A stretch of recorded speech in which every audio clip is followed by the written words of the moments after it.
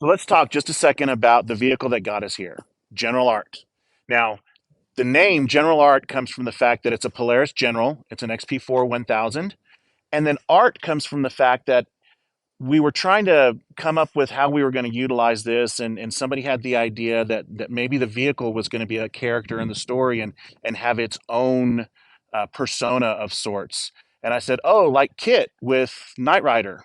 And because I'm working with a bunch of millennials, I got a bunch of blank stares across the room and felt really, really old. But we kind of went with it because everybody liked it.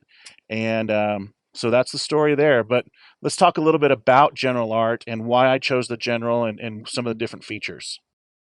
Here he is, the one and only General Art. Now, like I said, General Art is a Polaris General XP4 1000.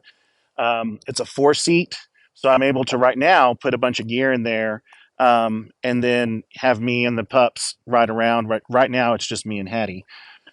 But the reason I selected the Polaris is because, and the General specifically, is because it's a bit of a crossover of sorts. In the side by side world, you're going to have the really sporty Razors and Terex that are really just kind of dune buggies, go fast kind of thing, and there's really not much utility to them. But when you look at the Polaris Ranger or the Kawasaki Mule, they're really lacking in some ground clearance in particular.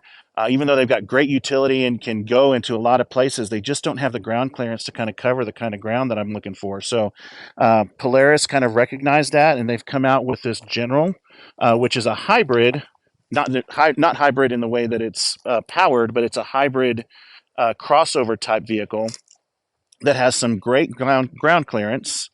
If I can get zeroed in on that right there, some great ground clearance, some really high dollar shocks.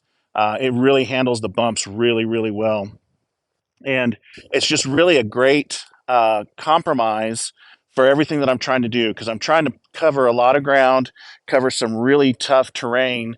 As you can see, it's got the kind of the sport seats in it, and so it's not the bench seats that the Mule or the Polaris Ranger is going to have in it.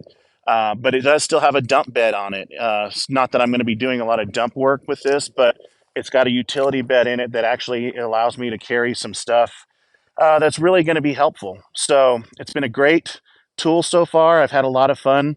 Hope you guys are having some fun enjoying the ride along with me as I'm trying to figure out how to use this gimbal. But hope everybody's enjoying it so far.